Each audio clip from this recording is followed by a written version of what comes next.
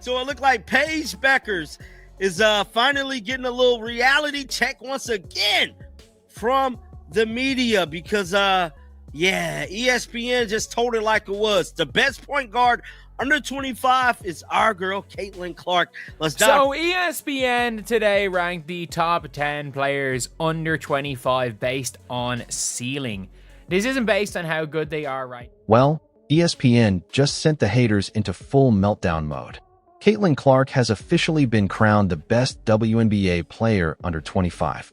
Not just the most popular, not just the biggest name, the best.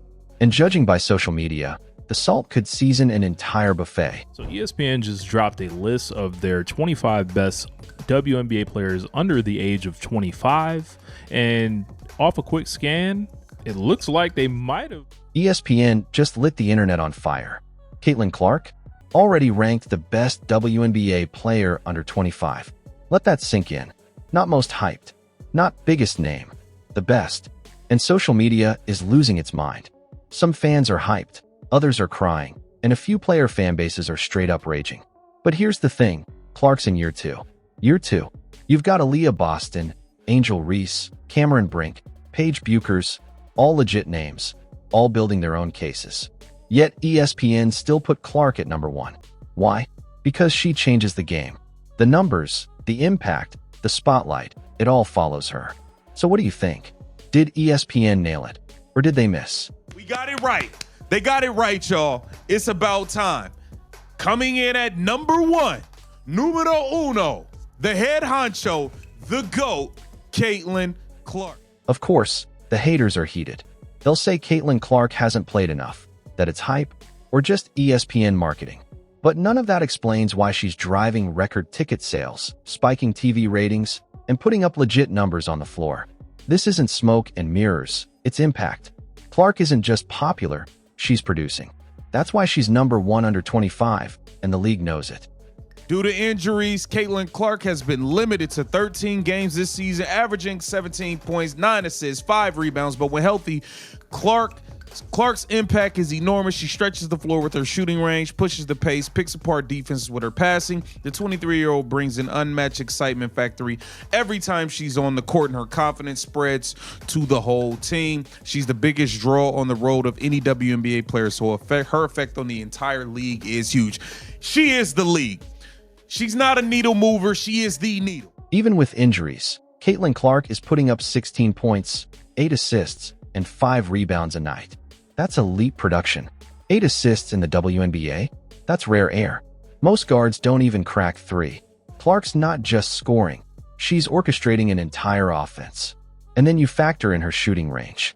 Defenses have to pick her up the second she crosses half court. And that kind of gravity completely changes the geometry of the game. It's not just numbers, it's the effect. Now, compare that to Paige Bueckers at number 2. Paige is talented, efficient, and she's had some huge nights. But she's also missed time. Her stat line isn't as explosive, and her impact doesn't ripple through the entire league. Paige has fans. Caitlin Clark creates markets, sells out arenas, and spikes TV ratings. That's why she's number one. She's bigger than the box score. Caitlin Clark's pick and roll mate coming in at number 3, the 6'5" center. Aliyah Boston, I would take her over Angel Reese. I just think she's more talented and more skilled. Angel Reese does have a higher motor, but we talk about the size, the skill, the ability to pass the ball, pass out of double teams, play out of the short pick and roll, shoot the 3, shoot the mid-range, score with the left hand, right hand around the basket. I mean, Aliyah Boston's a monster. Then there's Aliyah Boston at number 3. She's a beast when she's aggressive, cleaning the glass, sealing defenders, and protecting the rim. Fever fans know she can anchor a game. But here's the key difference. Boston's dominance often depends on guards feeding her the ball. Caitlin Clark doesn't wait on anyone. She creates shots, sets up teammates, and warps defenses the second she crosses half court. That's why ESPN put Clark on top. Boston's elite, but Clark tilts the whole floor. On the cake, she's the whole cake. Caitlin Clark coming in at number 1 as the GOAT should. We're talking about 60 some odd records broken as a rookie, first team all WNBA, top 4 in MVP voting. Probably would have won MVP this year if she wouldn't have got hurt. But We'll win it next year. Don't worry about it. Caitlin Clark, number 1.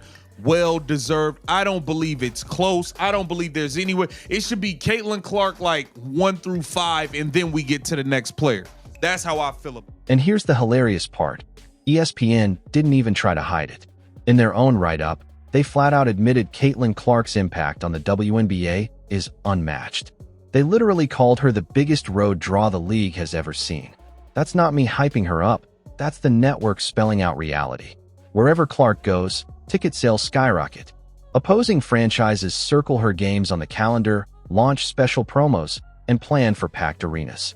That is not normal for a second-year pro. That's a generational impact, plain and simple. But of course, the salt levels online are off the charts. Scroll through social media and you'll see Paige stans crying bias, Angel Reese fans pointing at double-doubles, and random accounts screaming Boston deserves it because she's more polished. The problem? None of that cancels out what Clark actually does on the floor. ESPN broke it down clearly. She stretches defenses with her absurd shooting range, dictates tempo like a veteran floor general, and threads highlight reel passes that electrify her team. That's why she's number 1. That's the best under 25 in plain language. Now let's hit the Paige Bueckers angle, because that's where a lot of the noise comes from. Expectations crushed her case before she even got started. Coming into the league, GMs and scouts were calling her a future Hall of Famer from day one. The hype was real. But then Clark shows up a year earlier, breaks records, drags Indiana into the playoff picture, and dominates national headlines every single night. Suddenly, Paige's solid rookie stats don't feel groundbreaking. They feel ordinary compared to Clark's explosion. That's not a knock on Paige's talent, it's just timing. Clark reset the standard so high, Paige looks smaller by comparison. Usually rookies get measured against vets. Now, they get measured against Caitlin Clark. That's what dominance looks like. And as for Angel Reese landing at number 5, fair ranking. She's gritty, she's productive, she's a rebounding machine. But no defense is building an entire game plan around stopping Reese from 30 feet. With Clark, that's mandatory. Reese is valuable. Clark is unguardable.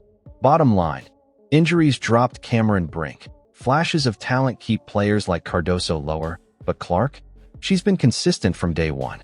Production, star power, and impact. Nobody under 25 matches it. And that's the part people can't wrap their heads around with Caitlin Clark. She didn't need years of trial and error. She didn't have a long adjustment curve. From the moment she stepped into the WNBA, she shifted the league's economy. Ratings went up. Ticket sales skyrocketed. ESPN started moving fever games into prime time. That doesn't happen for rookies. That happens for generational players. And now, just a year later, ESPN ranks her as the best player under 25. That's not favoritism. That's production meeting impact. Boston's fans probably have the strongest case against the ranking. They'll argue, without Aliyah Boston, Indiana doesn't work. They're not wrong. Boston is the anchor inside. But here's the thing. Boston needs Clark just as much as Clark needs Boston. Together, they form the Fever's foundation. But if you separate them, Clark's skill set is far rarer. You can find dominant bigs in this league. You don't just find another guard with logo range, elite passing, and game-changing vision. That's why Clark edges her out. And remember, Clark is still in her second year. She hasn't even scratched her ceiling. If she's already at number 1 now, where will she be in 3 years? In 5? That's the part that rattles the rest of this list. They're hoping she plateaus. But all signs say she's just getting started. The funniest part of ESPN's ranking isn't even Clark being first, it's the outrage that followed. Scroll through social media, and you'd think ESPN broke basketball law. Paige Bueckers fans were crying bias. Angel Reese supporters pointed at double-doubles. Boston's fanbase demanded more respect. Everyone acted like ESPN rigged the system. But Clark didn't land here off hype alone. She landed here because her numbers and her influence line up perfectly. Start with scoring. Clark doesn't just shoot threes. She shoots threes from the logo, the kind of range that bends defenses in ways few guards can. When she pulls up from 30 feet, defenses have no choice but to extend. And when that happens, the floor opens, driving lanes appear, shooters get cleaner looks, and post players find space. That's not just shooting. That's a player reshaping the way teams defend. Then there's the passing. ESPN highlighted her 8 assists per game, and rightfully so. For a second-year player, that's elite, especially considering the defensive pressure she faces. Every possession, teams swarm her, and yet she still finds ways to thread passes through traffic, hit cutters in stride, and drop dimes to shooters. A lot of guards can score. Very few can score and create. Clark does both. Even the rebounding matters. 5 boards a night doesn't look massive until you see how she turns long rebounds into instant fast breaks. That's 3 phases of the game where she's producing, scoring, playmaking, rebounding. And then there are the intangibles. Her confidence, her swagger, her presence. It changes games. Teammates feed off it, crowds rise because of it, and opponents feel it. That kind of influence doesn't show up in the box score, but it's real. Paige Bueckers? She's polished, efficient, and smooth. But mid-range efficiency doesn't change the geometry of the sport. Clark does. That's the difference. That's why she's number 1. Clark's game isn't designed to just fit inside existing systems. It's built to break them. That's why the ESPN ranking was never close. Paige Bueckers is excellent, no doubt, but Clark is transformational.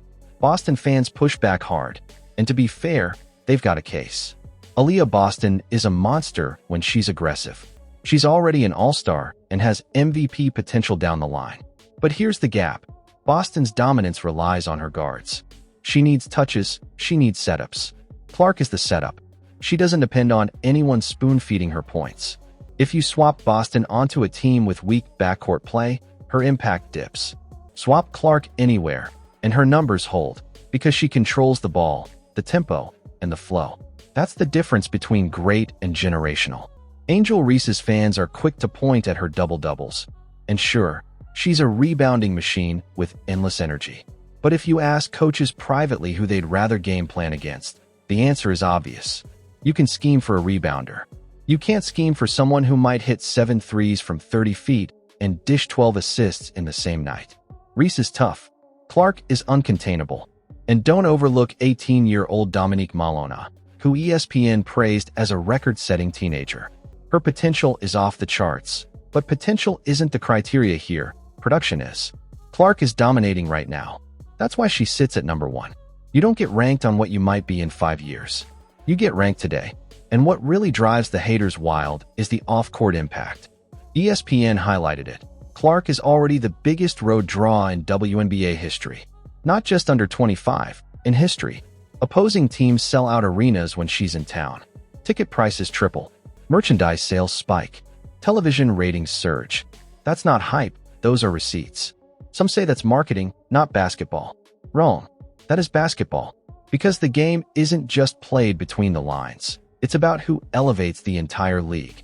And right now, no one does it like Caitlin Clark. Professional sports always come down to 2 things, production and draw. You've got to put numbers on the board, but you also need to put fans in the seats. Caitlin Clark checks both boxes, and then some. She's not just a shooter, she's a nightly highlight reel. She's not just a guard, she's literally the engine of a business model. That's why ESPN slapped her at number 1 on their under 25 list. It's not hype, it's reality. Now, let's be real about the rest of the rankings. Aliyah Boston at 3 feels a little disrespectful. Fever fans know she's been just as impactful as Paige Bueckers, maybe even more when you look at defense and rebounding. Boston anchors the paint every single night.